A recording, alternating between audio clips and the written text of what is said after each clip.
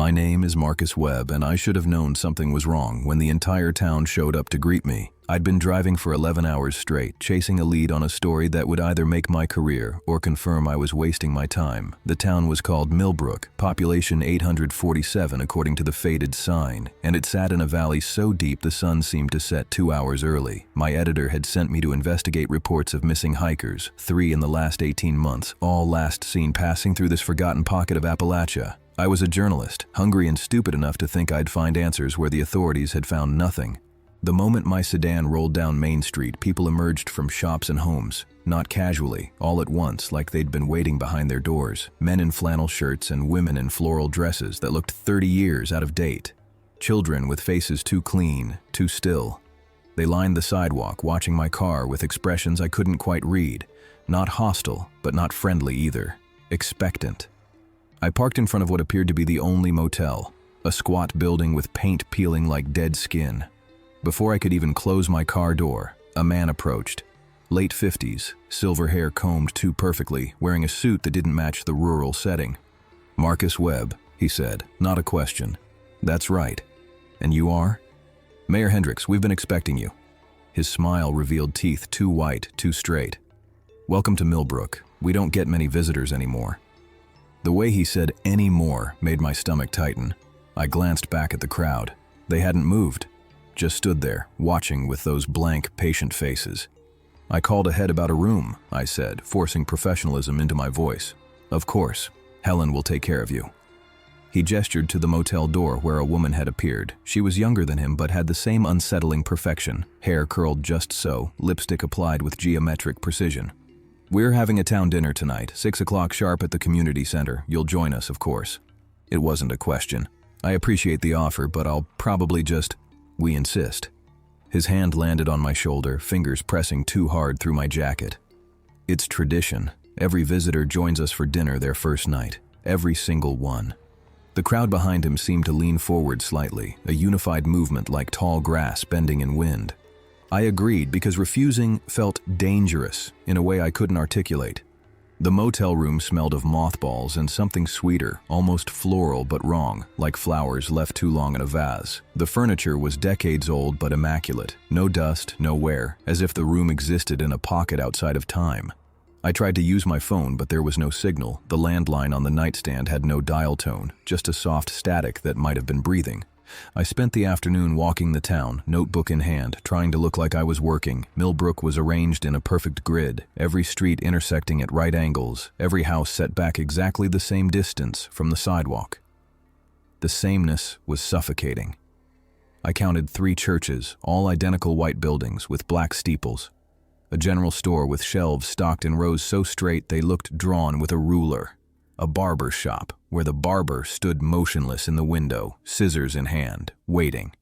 I tried to talk to people. They answered my questions with pleasant, empty responses that told me nothing. Yes, they knew about the missing hikers. Terrible tragedy. No, they hadn't seen anything unusual. Millbrook was a quiet town, a safe town, a good place to stay. That last part, they all said it, word for word, a good place to stay.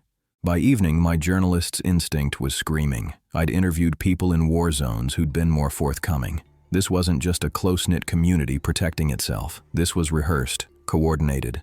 The community center was a large wooden building at the town's center, and when I arrived at 6 o'clock exactly, the entire population seemed to be there. Long tables arranged in rows, every seat filled except one at the head table.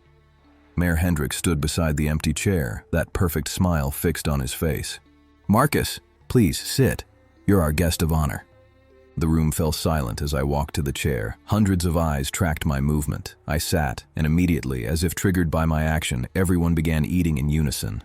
Forks lifted, mouths chewed, swallowed. The synchronization was impossible, inhuman. The food was good, pot roast, mashed potatoes, green beans, but it tasted like nothing. I forced myself to eat, to smile, to nod when Hendricks made small talk about the town's history, founded in 1843. Originally a mining town. Population had stayed remarkably stable for over a century. "We like it here," he said. "Once people discover Millbrook, they tend to stay." "What about the hikers?" I asked, abandoning subtlety. "The ones who went missing?" The chewing stopped. Every person in the room paused mid-bite, forks suspended. Hendrix's smile never wavered. They left. All three of them, without their cars, without telling anyone where they went. They found what they were looking for. He leaned closer, and I could smell something chemical on his breath, like formaldehyde. Just like you will. I stood abruptly, chair scraping against wood. I need some air. No one tried to stop me as I walked out, but I felt their eyes following me, hundreds of gazes heavy as hands pressing against my back. Outside, the sky had gone fully dark. No moon, no stars. Just a black void overhead. The streetlights cast pools of yellow that seemed unable to push back the surrounding darkness. I walked quickly toward the motel, heart hammering, every instinct telling me to get in my car and drive until I hit a highway. But when I reached my sedan, all four tires were flat, not slashed, deflated, valves removed with surgical precision. We maintain the roads here very carefully. I spun around. Hendrix stood 5 feet away. I hadn't heard him approach. Can't have accidents. Can't have people leaving before they understand what Millbrook really is. What is it? My voice shook. A good place to stay. His eyes reflected the streetlight strangely, like an animal's. We were like you once. Outsiders. Travelers. People passing through who made the mistake of stopping. The town was empty then. Had been for decades after the mine collapsed. Everyone died down there, Marcus. 147 people suffocating in the dark while the rest of the world forgot they existed. He stepped closer. But they didn't stay dead, not really. They stayed here, in the town they'd built, in the houses they'd loved. And they were so lonely, Marcus, so hungry for company. So when people started coming through again, hikers, journalists, drifters, the town welcomed them, fed them, made them comfortable, made them stay. You're insane. Am I? He tilted his head. Look at your hands. I looked down. My fingers had gone pale, almost translucent in the streetlight. I could see the bones underneath, see them too clearly. The food, I whispered.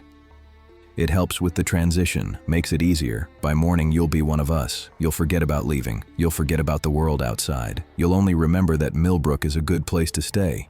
That's what happened to the hikers. That's what's happened to everyone who stopped here in the last 70 years. I ran. My legs felt strange, joints loose, but adrenaline pushed me forward. I had no destination, just a way, anywhere but here. The streets twisted in ways they hadn't before, the perfect grid dissolving into a maze. I passed the same church 3 times, the same barber shop, the same houses with lights burning in windows where figures stood watching.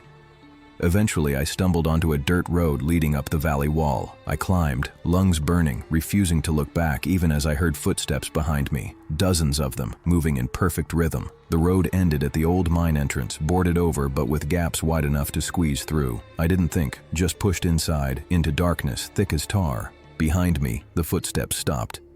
You can't leave that way, Hendrix called from outside. No one leaves through the mine. That's where it started. That's where the town's heart beats. I fumbled for my phone, used its dying light to illuminate the tunnel. The mine stretched deeper than the light could reach, rails still visible on the ground, wooden supports sagging overhead. On the walls, someone had scratched names, hundreds of names, dates beside them, 1952, 1963, 1989, 2003. The missing hikers' names were there, dated this year. Below each name, the same phrase scratched over and over, a good place to stay. My hands were almost transparent now, bones clearly visible, and I realized I could see through them to the tunnel wall beyond. The change was accelerating. Soon I wouldn't remember why I'd wanted to leave. Soon, I'd walk back down to Millbrook and take my place at a dinner table, fork lifting in perfect synchronization with everyone else. But I was a journalist. I documented things. It's what I did. I used the last of my phone's battery to record everything. The names, Hendrix's confession, my own deteriorating state. I uploaded it to my cloud storage, fingers passing through the screen twice before I managed to hit send. The file was small. Maybe it would make it through before the signal died completely. Then I went deeper into the mine. I don't know how long I walked. Time felt wrong, elastic. The tunnel sloped downward, and the air grew cold, then warm, then cold again. The names on the walls multiplied, became a solid carpet of scratched text. thousands of names, decades of names, all ending with the same phrase. At the bottom, I found them, the original miners, what was left of them, skeletons still in their work clothes, positioned around a collapsed tunnel section as if they'd died waiting for rescue that never came. But they weren't still. They moved, slight twitches, bones scraping stone, jaws working silently. In the center of their circle, something pulsed, a mass of roots or veins, organic but wrong, growing up through the rock, spreading through the tunnel system, through the ground, through the town, above. The town's heart, Hendricks had said. It was aware of me. I felt its attention like weight, like pressure, like hunger. It had been feeding on travelers for 70 years, absorbing them, adding them to itself. The people walking Millbrook's streets weren't possessed or controlled. They were extensions of this thing, as much a part of it as the roots spreading through the soil. And I was becoming part of it too. My legs had gone transparent. I could barely feel them. The hunger was rising in me, the desire to return to the surface, to welcome the next traveler with a smile and an invitation to dinner. But I was still myself. For now. I found a support beam, old and cracked, holding up the tunnel section directly above the pulsing mass. I kicked it once, twice. My foot passed through it the first time. I was more ghost than man now. But the second kick connected. Wood splintered. The tunnel groaned. I kicked again. The beam snapped, rocks fell, the miners' skeletons turned toward me in unison, jaws opening in silent screams. The mass writhed, roots whipping. I felt pain, though I had no body left to feel it with. Pain and rage and desperate hunger transmitted through the network I'd become part of. Then the tunnel collapsed, tons of rock and earth pouring down, burying the mass, burying the miners, burying whatever I'd become. Above ground, in Millbrook, something changed. I felt it as I ceased to feel anything else. The connection broke. The network dissolved. The people standing in their doorways, waiting for me to return, suddenly blinked and looked around as if waking from a long dream. Some collapsed. Some screamed. Some ran into the night, remembering for the first time in decades that they'd once lived somewhere else, been someone else. And somewhere, on a cloud server, my final report uploaded completely. A journalist in Chicago would find it 3 days later. Authorities would investigate. They'd find Millbrook in chaos, its residents traumatized but alive, freed from something they couldn't fully explain. They'd find my car with its flattened tires. They'd find the mine entrance collapsed beyond excavation. They never found me. How could they? I wasn't anywhere anymore. But sometimes late at night, when that journalist, her name was Rebecca, reviewed the footage I'd uploaded, she'd notice something strange. In the final seconds, as the video cut out, there was a shadow on the tunnel wall that looked almost like a man. And if you listened carefully, beneath the sound of falling rock, there was a voice. Mine. Whispering. Don't stop in small towns. Never stop. She listened. She wrote the story. And because of her, because of my final act, no one else stopped in Millbrook again. The town died properly this time, abandoned to the forest. That's worth something, I tell myself. Wherever I am now, whatever I am now, it has to be worth something. My name is Sarah Chen, and I learned too late that some places are hungry in ways that have nothing to do with food. The town was called Harmony Falls, tucked into the Oregon coast where fog rolled in thick enough to touch and never quite burned away. I'd come for a 3-day kayaking trip, planning to explore the sea caves and photograph the coastline for my travel blog. I was 28, confident in my ability to handle myself, comfortable with solitude. I'd traveled alone through Southeast Asia, hiked solo in Patagonia. A quiet coastal town didn't frighten me. It should have. The trouble started before I even reached Harmony Falls. My GPS died 20 miles out, screen going black, despite being fully charged. Then my phone lost signal. Not unusual in rural areas, but the way it happened felt wrong. The bars didn't decrease gradually, they just vanished, all at once, like something had swallowed them. I navigated by old-fashioned road signs, following Highway 101 until a weathered marker pointed toward Harmony Falls. 15 miles. The road narrowed, trees pressing close, branches forming a tunnel overhead. The fog grew thicker. By the time I reached the town, visibility had shrunk to maybe 30 feet. Harmony Falls consisted of maybe 40 buildings clustered around a small harbor. Everything looked worn but maintained. Paint faded but not peeling. Roofs aged but not leaking. A few fishing boats bobbed at the docks. No one was visible on the streets. I parked near what appeared to be a general store and stepped out into air so damp it felt like drowning slowly. The silence was absolute. No gulls, no waves, no wind, just fog and stillness. The store's door chimed when I entered. Inside, the shelves were stocked but dusty, as if no one had bought anything in months. An elderly man stood behind the counter, thin and gray as driftwood. "Help you?" His voice was dry, unused. "I'm looking for the kayak rental. I have a reservation." Closed. He didn't blink. Owner died.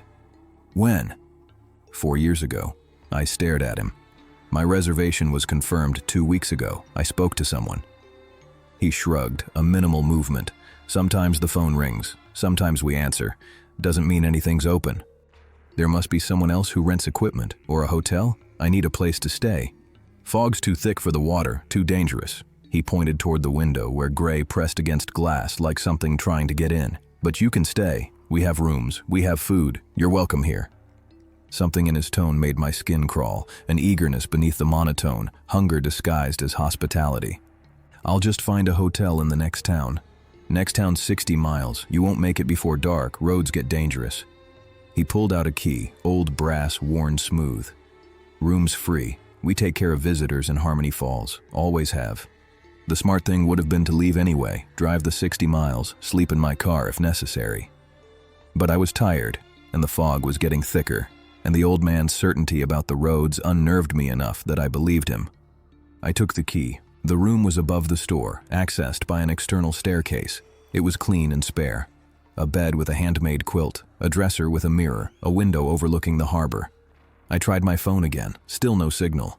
The charger didn't work despite being plugged in. My laptop wouldn't turn on even though I'd charged it that morning. I was completely cut off. As afternoon faded into evening, I noticed movement in the fog below, figures emerging from buildings, walking toward the harbor. I counted 12, then 20, then more, the entire town gathering at the water's edge. They stood in a semicircle facing the fog, completely motionless. I watched them for an hour. They didn't move, didn't speak, just stood there as darkness fell and the fog somehow grew even thicker, luminous now, glowing with a pale light that came from no visible source. Then they turned in unison and looked up at my window. I jerked back from the glass, heart hammering. When I looked again, they dispersed, vanishing into the fog like they'd never existed. I wedged the dresser against the door and didn't sleep. Morning brought no sunrise, just a gradual lightening of the gray. I needed to leave. Every instinct screamed it. I'd skip breakfast, skip explanations, just get in my car and drive until I hit civilization. But when I went downstairs, the old man was waiting with a plate of food, eggs, bacon, toast, everything still steaming. "Can't leave on an empty stomach," he said. "Eat. Then folks want to meet you, introduce themselves properly. I really need to get going. They're already waiting." He gestured toward the window. Outside, the entire town had gathered, the same people from the harbor, now arranged in rows in front of the store. 40 or 50 faces, all turned toward the building, all wearing expressions of desperate, aching need. "They don't mean harm," the old man said softly. "They just want you to stay, want everyone to stay. Gets lonely here in the fog. So lonely you could scream and no one would ever hear. What happened to this place?" Fog came. He stared past me, through me. 30 years ago, it rolled in and never left, cut us off. Tourists stopped coming. Young people moved away. Eventually, even the mail stopped. We called for help, but the fog takes signals, takes sound. We were forgotten. His eyes focused on me again, and I saw madness there, old and deep. But then we learned. The fog doesn't want us to be alone. When people come, when they stay, the fog feeds them. To us. Slowly. And while it does, we're not forgotten. We're not invisible. Someone sees us. Someone knows we exist. I ran. I shoved past him, out the back door, into the alley behind the store. The fog wrapped around me immediately, cold and wet and thick as cloth. I ran toward where I'd parked my car, but the streets had changed. Alleys opened where none had existed. Buildings loomed from unexpected angles. The fog wasn't just concealing the town, it was rearranging it. I heard footsteps behind me, not running, walking, slow and steady from multiple directions. The townspeople following without hurry, knowing I couldn't escape. I found my car by luck or chance. stumbled against its bumper in the fog. I yanked the door open and turned the key. Nothing. I tried again. Dead. Completely dead. "We disconnected your battery," a woman's voice, close. I spun and saw her emerging from the fog, middle-aged, wearing a cardigan and slippers, looking like someone's mother. "We have to, otherwise people leave before the fog can keep them. Before we can stop being alone. Please." I was crying now. "I have family, people looking for me." "The fog will take you slowly," she said, and there was genuine kindness in her voice, which somehow made it worse. "Weeks, maybe months. You'll stay with us while it happens. We'll talk to you, cook for you, show you pictures, and tell you stories. You'll know us. You'll prove we're real, that we matter, that we haven't disappeared." "You have disappeared," I sobbed. "The whole town, you've all disappeared. You're ghosts. We know," the old man's voice from my left. "That's why we need you." They surrounded me then, not threatening, not violent, almost tender. They reached out and took my hands, my arms, began walking me back toward the store, back toward the room I'd tried to leave. I fought, but there were too many of them, and the fog itself seemed to press against me, thick as water, drowning me slowly in gray. Then I heard it. An engine. A truck emerged from the fog, big and yellow, a snowplow blade on the front, though there was no snow. It roared down the main street, horn blaring, the townspeople scattered. The driver leaned out, a man in his 60s, face weathered, eyes hard. "Get in, now." I didn't hesitate. I wrenched free and ran, threw myself into the truck's cab. He gunned the engine before my door was closed. "Hold on," he growled. The townspeople stood in the street ahead, forming a human barrier. He didn't slow. I screamed, but the truck passed through them like they were made of fog, which maybe they were, maybe they had been for a long time. We crashed through the gray, the truck's blade pushing it aside like snow. I couldn't see anything, but the driver seemed to navigate by instinct, taking turns without hesitation. Behind us, I heard voices calling, not angry, but sad, pleading, begging us to come back. It took 20 minutes to break free. The fog ended abruptly, as if we'd passed through a wall, and suddenly there was sunlight and blue sky and a normal highway stretching ahead. The driver didn't stop until we'd gone 30 miles. Then he pulled over, killed the engine, and sat for a long moment gripping the steering wheel. "You're lucky," he finally said. "I come through once a month. Check to make sure the quarantine signs are still up." "Quarantine?" "Town's been under federal quarantine for 28 years. Some kind of environmental disaster. Chemical spill or gas leak, they never told us exactly what. Just said no one could go in, put up signs, block the roads." He looked at me. "How'd you get through?" "There were no signs, no blocks, just a normal road." He was quiet for a long time. "The fog," he said eventually. "It must be getting stronger, spreading. It wants people, needs them. So it hides the warnings, makes itself look welcoming. Jesus Christ." What were they, the people? They were real once, a whole town trapped when the quarantine came down. They called for help, but protocol said no one goes in, not without hazmat suits, and those never came. Eventually the calls stopped. We assumed... He trailed off. "We assumed they'd evacuated somehow, or died. Never thought they'd still be there. Never thought they'd become part of whatever's in that fog." He drove me to the nearest city, to a police station. I told my story. They nodded and wrote everything down and clearly didn't believe me. Environmental disaster, chemical exposure, hallucinations, that was their explanation. But 3 days later, a news story broke. A family of 4 had disappeared while driving the Oregon coast. Last seen heading toward a town called Harmony Falls. Search teams found their car abandoned on the highway. No signs of the family. No signs of anything except fog, unusually thick, that seemed to lead toward the ocean. The search was called off after 2 days. Too dangerous, they said. The fog was spreading. I contacted the reporter who'd written the story, told her everything. She investigated, found the quarantine orders, found records of Harmony Falls, a town that officially didn't exist anymore, scrubbed from maps, removed from GPS systems. She wrote the story. It was buried on page 15, dismissed as conspiracy theory and urban legend. But I know the truth. Harmony Falls is still there, trapped in its fog, hungry for company. The townspeople are still waiting, still hoping that someone will stop, will stay, will prove to them that they haven't been completely forgotten by the world. And every few months, someone does stop. The fog makes sure of it. It hides the warnings, clears the road, makes itself look welcoming. By the time they realize their mistake, it's too late. The fog has them, and 40 ghosts, desperate not to be alone, begin the slow process of draining another visitor, feeding on their life, their presence, their acknowledgement that Harmony Falls and its people still exist. I got out. The truck driver saved me. But I think about the others, the kayak rental owner who died 4 years ago, the families who vanished, everyone who stopped in that town over the last 3 decades. They're still there, in the fog, with the townspeople, being remembered, being needed, being slowly consumed.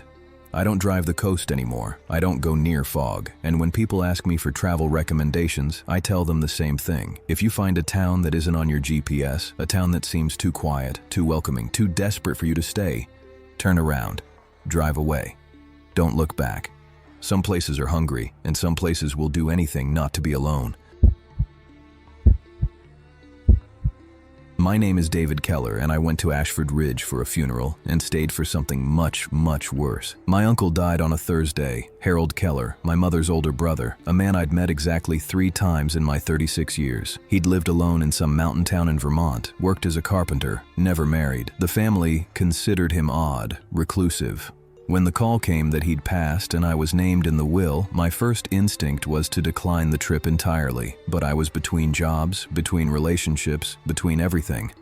A few days in rural Vermont seemed harmless. The drive took 9 hours through increasingly desolate countryside. Ashford Ridge was accessible by a single winding road that carved through dense forest. No cell service for the last 40 miles, no gas stations, no houses, just trees and shadows and the growing sensation that I was descending into someplace I shouldn't.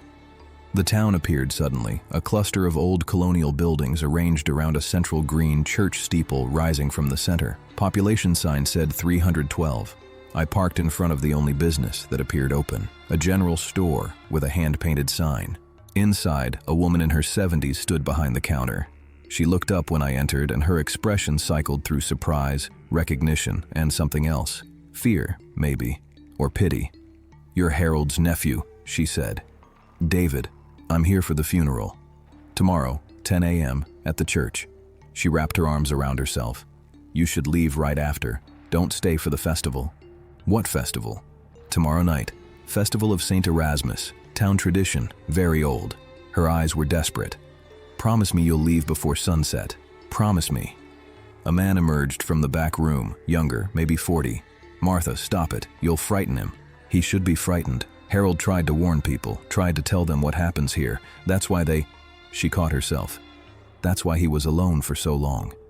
"My uncle died of a heart attack," I said slowly. "That's what the lawyer told me." They exchanged a look. "Heart attack," the man agreed. "Very sudden. Now, you'll need a place to stay. We have rooms upstairs." I wanted to leave. The old woman's warning, the strange atmosphere, the way they both looked at me, all of it screamed danger. But night was falling, and the idea of driving that dark mountain road alone seemed worse than staying. I took the room. That night, I went through my uncle's belongings. The lawyer had forwarded a box of personal effects. Most of it was unremarkable. Old photos, receipts, mundane correspondence. But tucked in the bottom was a journal, leather-bound, filled with my uncle's cramped handwriting. I started reading. The entries went back 40 years to when Harold had first arrived in Ashford Ridge. He'd come for work, planning to stay a few months.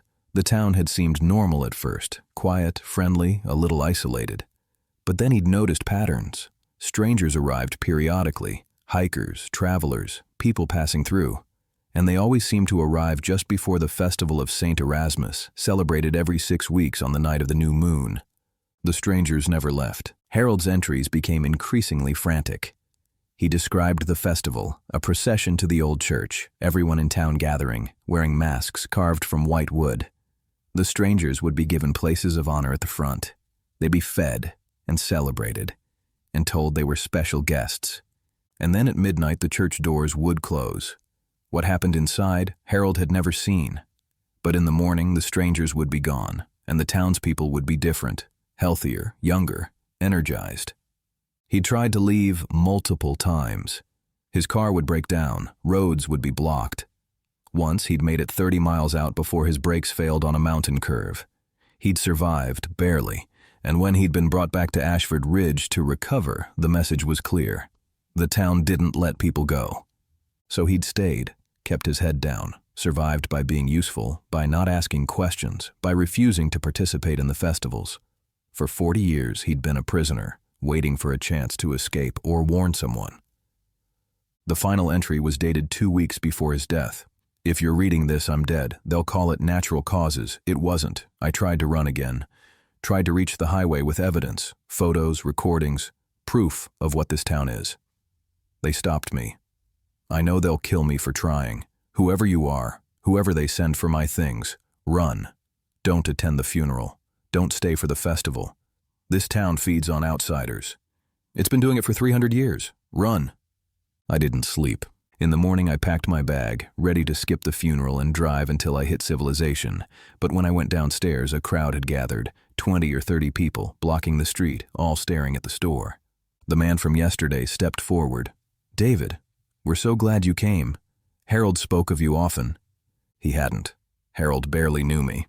"The funeral will begin soon. Everyone's eager to pay respects. I'm actually not feeling well. I think I'll head home." Nonsense. A woman took my arm, gripped tight. "Harold would want you there. He was family. Family is everything in Ashford Ridge." They surrounded me, began walking me toward the church. Not forceful, but inevitable, like a current. I looked for my car and saw 2 men standing beside it. One held up my keys, smiling. "We'll keep these safe," he called. "Don't want you worrying about your vehicle during the service." The church was old, colonial era, white clapboard with that tall steeple. Inside, pews were filled. Every person in town had come. My uncle's casket sat at the altar, closed. They walked me to the front row. The service was surreal. A minister spoke about Harold's dedication to the community, his quiet faith, his sacrifice. That word, sacrifice, he used it 3 times. People nodded solemnly. Some wiped away tears. I felt like I was watching a play. A performance put on for my benefit. Afterward, they lowered the casket into a grave behind the church. The cemetery was old, headstones dating back to the 1600s. But I noticed something odd. There were clusters of graves, groups of 5 or 6, all dying on the same date, every 6 weeks going back centuries. "Tonight's the festival," the minister said beside me. "You'll attend, of course. As Harold's heir, you'll take his place." His place? In the community, in our traditions. He smiled and his teeth looked too sharp. "Don't worry, you'll understand everything by midnight." They kept me surrounded all day. I was walked through town, introduced to everyone, fed a lunch that tasted of nothing. They were pleasant, friendly, but never let me out of sight. My car remained parked with guards beside it. My phone, still no signal, was accidentally dropped and broken by a helpful teenager. I tried to run once, mid-afternoon, bolted down a side street while my escorts were distracted. But the town was a maze, streets twisting back on themselves. I ended up at the church again, where the minister waited. "There's nowhere to go, David. The forest is dense. People get lost, starve. Better to accept what's coming. It's not painful, truly, and you'll be serving something greater than yourself." "What are you?" "Survivors." He gestured at the town around us. 300 years ago, the original settlers came here. Harsh winters, failed crops. They were starving, dying. But they found something in the forest, old, older than the trees. It offered a bargain. Feed it, and it would feed them. Life for life. Energy for energy. So they built the church over its resting place. And every 6 weeks, when it hungers, we bring it offerings. In exchange, we don't age, don't sicken. Some of us have been alive since the beginning. The town is eternal, as long as we feed it. You're insane. We're faithful. He checked his watch. Sunset soon, time to prepare. As darkness fell, the town transformed. Lanterns were lit. People emerged from their homes wearing those white wooden masks Harold had described, faces blank and smooth, eye holes hollow. They processed toward the church, silent, carrying baskets of food and flowers. I was dressed in clean clothes, put at the front of the procession. 5 others were with me. A young couple who'd apparently been camping nearby, a truck driver whose rig had broken down, and a woman who'd been searching for her missing sister. "Where's Emily?" the woman kept asking. "They said she came through here 3 months ago. Where is she?" I knew where she was, 6 feet under in that cemetery, next to 5 other graves all dated the same day. The church doors opened. Inside, candles lit the space, hundreds of them, and the air smelled of earth and rot and something else, something ancient. The townspeople filed in, filling the pews. We 6 were walked to the front. The floor before the altar had been removed, revealing a pit descending into darkness. Stone steps led down. "The saint below is hungry," the minister intoned. "We offer these travelers, these strangers, these outsiders. In exchange, we ask for another 6 weeks, another season, another year." The townspeople responded in unison. Life for life. Energy for energy. The truck driver tried to run. 3 men grabbed him. He fought, screaming, but they were strong. Impossibly strong. They carried him to the pit's edge and threw him in. His screams lasted 5 seconds. Then there was a wet, crunching sound. Then silence. I felt something rush past me, air displaced by something massive moving in the pit. The candles flickered. The temperature dropped. "Feed the saint," the minister said. "Feed the saint, and live forever." The woman looking for her sister was next. She didn't fight, just went limp, sobbing. They carried her to the edge. I acted without thinking. Grabbed a candelabra, swung it into the nearest masked face. The wood cracked, mask shattering. The person beneath, a man, impossibly old, skin like leather, stumbled back. I ran for the door. Made it 3 steps before hands grabbed me, but the young couple had the same idea. They'd broken free, were fighting, creating chaos. The townspeople converged on them. I slipped free in the confusion and hit the door, locked. I yanked harder, nothing. Behind me, the woman's screams cut off abruptly. Another rush of air, another wet crunch. The young couple were dragged to the pit. I found a window, high and narrow. Smashed it with the candelabra and squeezed through, cutting myself on glass, not caring. I fell 10 feet, landed hard, ran. The forest was pitch black. I ran anyway, branches whipping my face, roots trying to trip me. Behind me, the church bell began to toll. The sound wasn't right, too deep, too resonant, more like a groan than a ring. I ran until I collapsed, then crawled until I could run again. The forest seemed to move around me, paths appearing and disappearing. I was lost, completely disoriented, but then I saw light. Not lanterns, but headlights. A road. I stumbled onto asphalt and nearly got hit by a pickup truck. It screeched to a stop. The driver jumped out. "Jesus, you okay?" "Drive," I gasped. "Away from Ashford Ridge. Drive." He saw the blood, the terror in my face. He didn't ask questions, just helped me into the truck and drove. We hit the highway 20 minutes later. I kept watching behind us, expecting pursuit. None came. At the next town, I went to the police. Told them everything. They called the state police. A search team was assembled. They drove to Ashford Ridge the next day and found nothing. No town, no church, no cemetery, just empty forest. The road I'd driven up was overgrown, clearly unused for decades. The GPS coordinates led to wilderness. Possible hallucination from hypothermia, the official report said. Subject was disoriented in the woods, imagined settlement. But I had the cuts, the bruises, my uncle's journal, which I'd stuffed in my jacket pocket. The authorities dismissed it as creative writing, a lonely man's fantasy. I know better. Ashford Ridge exists. It's there, hidden, waiting. Every 6 weeks when the new moon comes, it reaches out, makes roads appear, lures travelers, feeds the thing beneath the church. My uncle tried to warn people for 40 years. They killed him for it. I'm trying now, posting this everywhere I can. Maybe someone will listen. Maybe someone will believe.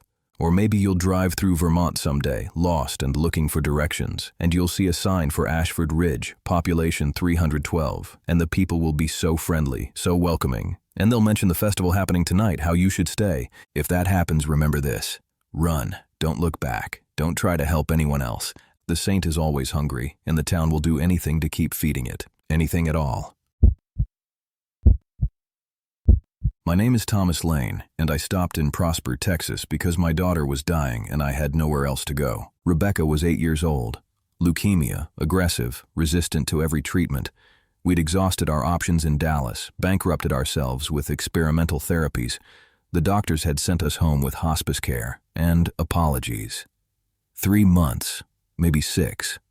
Make her comfortable. Make memories. I was driving us to my sister's place in Arizona, some half-formed idea that the desert air might help, that a change of scenery might somehow work. The miracle medicine couldn't. Stupid, desperate thinking. But desperation was all I had left.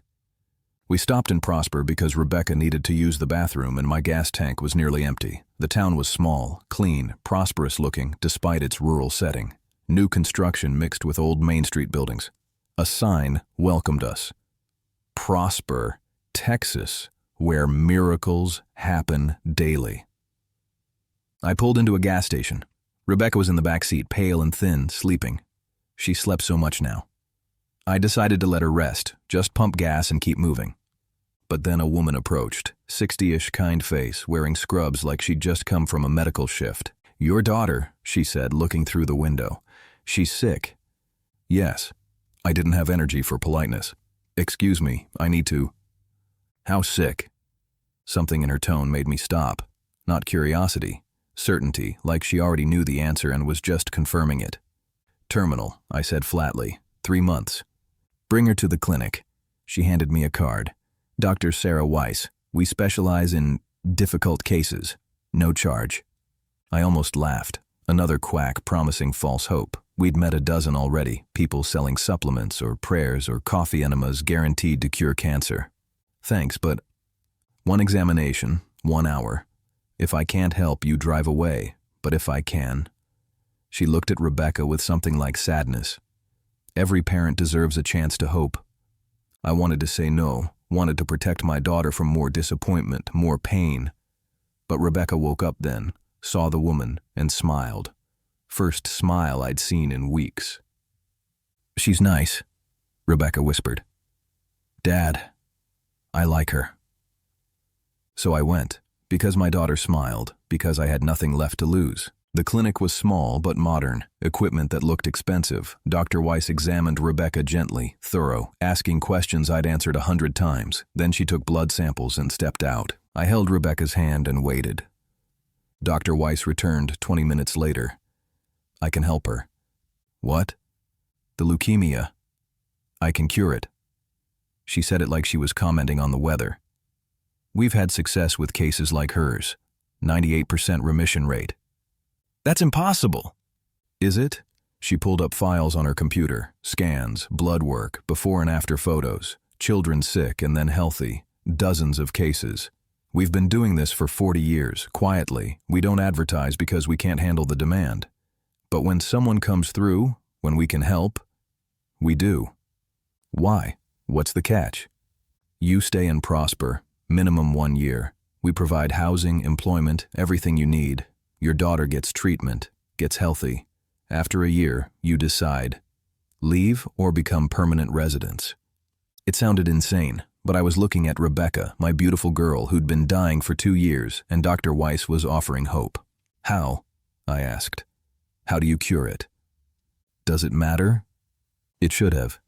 I should have asked more questions, demanded explanations, been suspicious, but Rebecca squeezed my hand and whispered, "Please, Dad.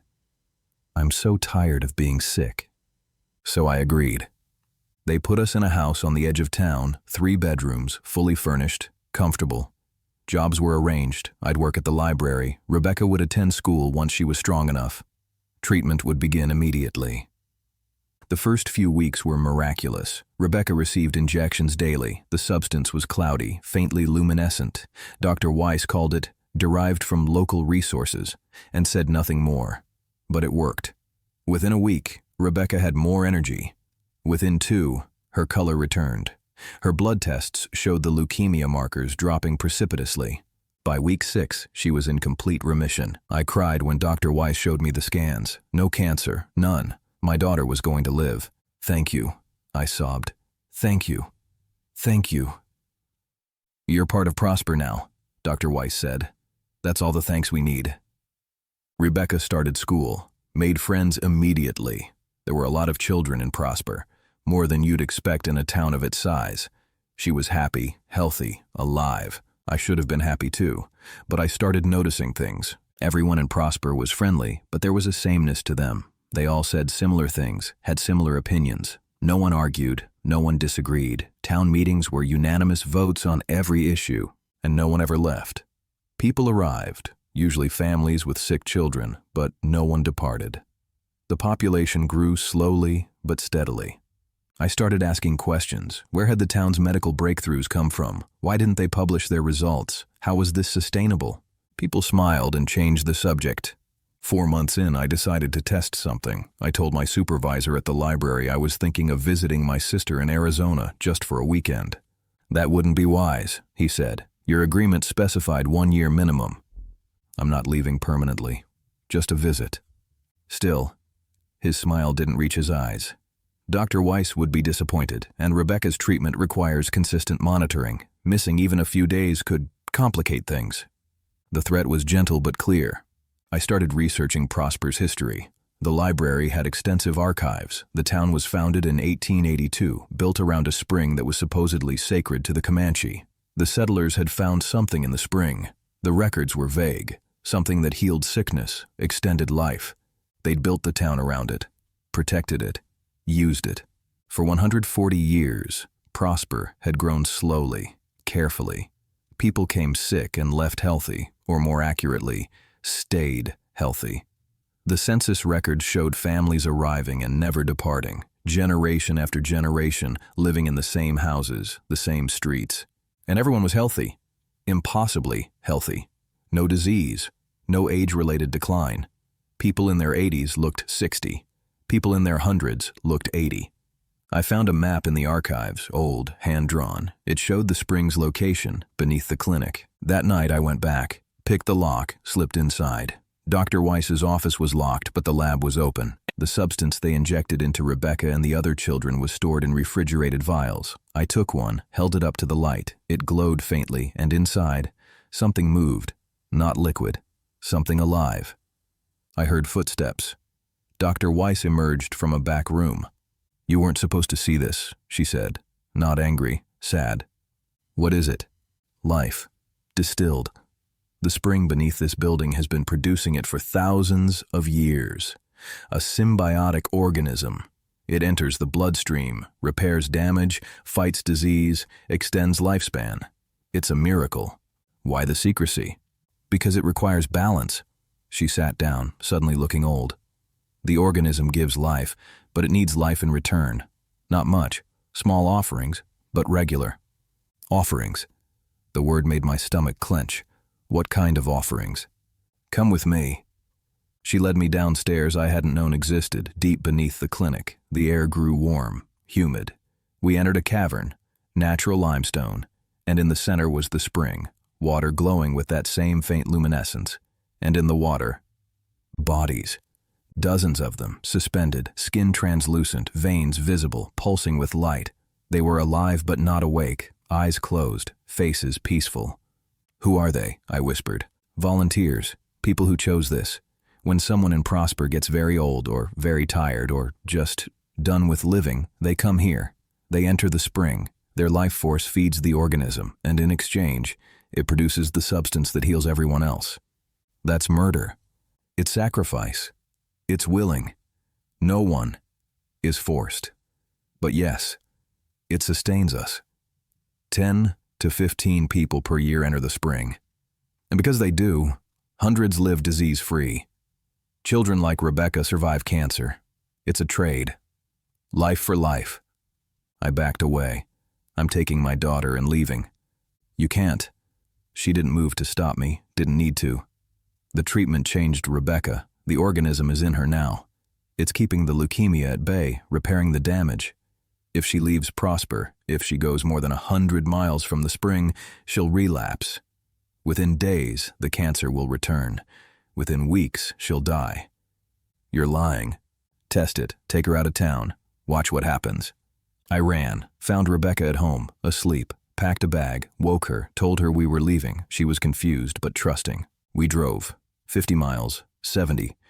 At 80 miles, Rebecca said she felt strange. At 90, she started coughing. At 95, there was blood. I turned around. By the time we got back to Prosper, she was pale again, feverish.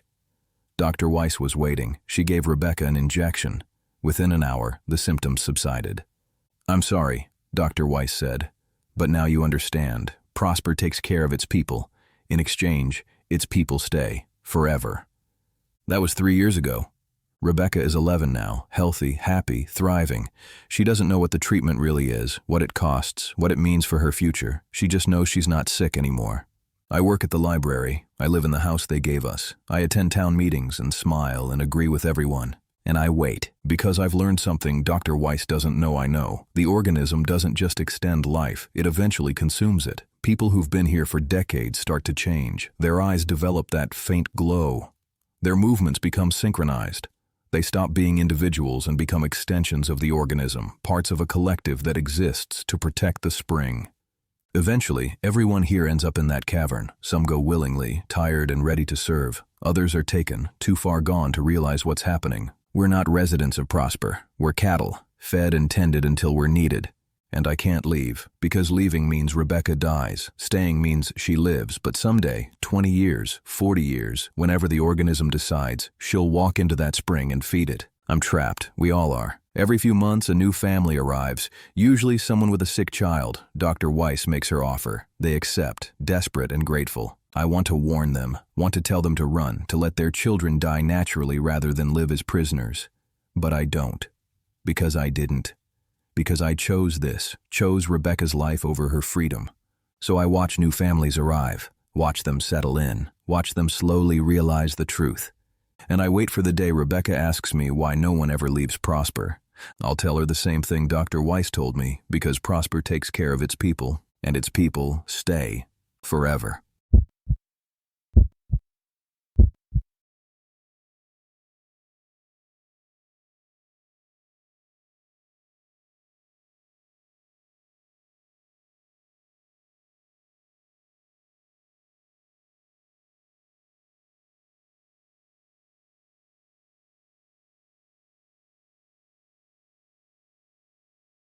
My name is Angela Reeves, and I drove into Salvation, Montana because I wanted to die and didn't have the courage to do it myself. 6 months earlier, my husband and son had been killed by a drunk driver. I'd been in the car too, walked away with bruises. They'd died on impact. The guilt was a living thing, eating me from inside. I should have been driving, should have seen the truck coming, should have done something, anything. I couldn't anymore, couldn't work, couldn't sleep, couldn't exist. I gave away everything I owned, got in my car, and started driving west with no destination, just away, away from the house we'd shared, away from the memories, away from myself. I wasn't sleeping, wasn't eating, driving 18, 20 hours a day until exhaustion forced me to stop. I wanted to crash, wanted to fall asleep at the wheel and drift off the road. But some coward survival instinct kept me awake, kept me safe. Until Salvation. The town appeared after dark on a Montana back road I'd taken trying to find some place to sleep. One moment there was nothing but wilderness. The next there were lights and buildings. No warning, no gradual approach. Just suddenly there. I was so tired. The town had a motel with a blinking vacancy sign. I pulled in. The owner was a woman in her 30s, too cheerful for midnight. "Welcome to Salvation. Checking in?" "Just for the night." "Wonderful. You're going to love it here. Everyone does." She handed me a key. "Room 7. Breakfast starts at 6 and Reverend Tom does morning services at 8. You should come. They're very healing." I didn't care. I just wanted a bed. The room was aggressively pleasant, floral wallpaper, Bible on the nightstand, a framed needlepoint saying, "Let go and let God." I collapsed on the bed fully clothed and slept for 14 hours. When I woke, it was late afternoon. I felt disoriented, groggy. The motel owner was knocking on the door. "Just checking on you. You missed breakfast and lunch. I brought food." She entered without waiting for permission, carrying a tray. "You looked like you needed rest." The food smelled good, soup, fresh bread. I couldn't remember the last time I'd eaten a real meal. I devoured it while she watched, smiling. "Better?" "Yes." "Thank you. That's what we do here. Take care of people. Especially people who are hurting." She said it gently, knowingly. Salvation isn't just a name, it's a promise. People come here broken and they leave whole. I should get going. "Why? Where are you going?" I had no answer. Nowhere. Nothing. "Stay another night," she said. "Or a few nights. No rush. Let us help you." I stayed, because I had no reason to leave. The town was small, maybe 200 people, but immaculate. Clean streets, well-maintained buildings, everyone friendly. They all seemed to know I'd arrived, kept stopping me to introduce themselves, to welcome me, to tell me how salvation had changed their lives. Everyone had a story. Marie had come after losing her job and home. Salvation took her in, gave her work, gave her purpose. Frank had been an addict, now 5 years sober thanks to the community. Sarah had been suicidal. Now she was happy, productive, alive. "Reverend Tom saved me," she said, eyes shining. "He saves everyone." I met Reverend Tom on my third day. He was younger than I expected, maybe 45, handsome in a weathered way. He found me sitting in the town park, staring at nothing. "Angela, I'm glad you're here." He sat beside me without asking. "I've heard about your loss. I'm so sorry." "How did you—" People talk, and pain is obvious to those who've experienced it. I lost my wife and daughter 7 years ago. Car accident. I know what you're feeling. Something in me cracked. I started crying, ugly sobs I'd been holding back for months. He didn't try to comfort me, just sat quietly until I was done. "You want to die," he said. Not a question. "Yes, I understand. I felt the same way. But I learned something important. Death isn't the answer. Redemption is. There's no redemption for me. They died because an accident happened, not because of you, but the guilt is eating you alive. I can help with that." "How?" "Stay in salvation. Join our community. We practice radical forgiveness here, for others, but more importantly, for ourselves. We have a ceremony every month, a cleansing ritual. People confess their pain, their guilt, their sins, and we absolve them completely." "That's not possible." "Isn't it?" He stood, offered his hand. "The ceremony is tomorrow night. Come, experience it. If it doesn't help, leave. But if it does, stay, heal, live." I went because the alternative was getting back in my car and driving until I couldn't anymore. The ceremony was held in the church, a small white building at the town's center. Everyone attended, the entire population. They were dressed in white robes, simple and clean. I was given one to wear. Reverend Tom stood at the altar. We gathered to release our burdens, to forgive ourselves, to be cleansed. One by one, people approached the altar, confessed their sins, their failures, their guilt. Marie spoke about stealing money from her employer before fleeing here. Frank described the people he'd hurt during his addiction. Sarah talked about planning her suicide in graphic detail. After each confession, Reverend Tom placed his hands on their head. "You are forgiven. You are cleansed. You are redeemed." And the person would smile, sometimes cry, and return to their seat looking lighter, unburdened. Then it was my turn. I approached the altar feeling foolish. This was theater, not real. But I told my story anyway. The accident, the guilt, the desire to die. Spoke it all out loud for the first time. Reverend Tom placed his hands on my head. They were warm, almost hot. "You are forgiven. You are cleansed. You are redeemed." And I felt something change. The guilt didn't vanish, but it softened. The weight lifted slightly. For the first time in 6 months, I felt like I could breathe. I stayed. Days became weeks. I got a job helping at the general store, made friends, started sleeping through the night. The monthly ceremonies continued, and each time I felt a little better, a little more whole. 2 months in, I realized I hadn't thought about dying in weeks. Salvation was healing me. But then I noticed something odd. No one ever left. People arrived periodically, always broken, always desperate. But no one departed. I asked Marie about it. "Why would anyone leave?" she said. "This is where we belong." But family, jobs outside, we left those behind. They're part of the pain. Here, we're free from all that.